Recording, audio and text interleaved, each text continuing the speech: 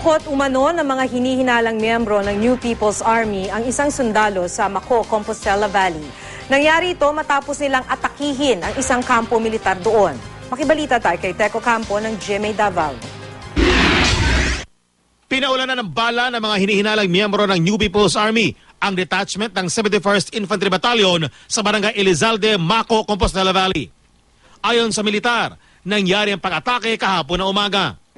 Tiyempong nasa labas noon ng detachment ang sundalong si Private First Class Jesus Tomas at dalawa pa niyang kapwa sundalo.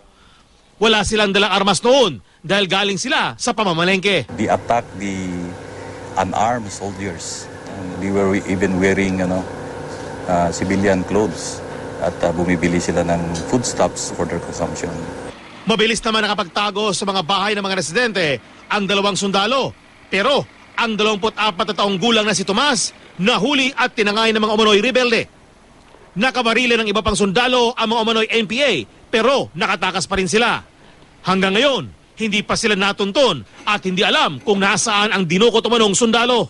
We condemn this barbaric act of the NPA without considering the civilians in the area that will be caught in crossfire.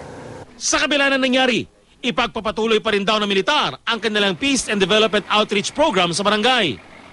Ayon naman sa pamunuan ng NPA, aalamin pa nila kung totoong may dinukot na sundalo ang kanilang mga miyembro.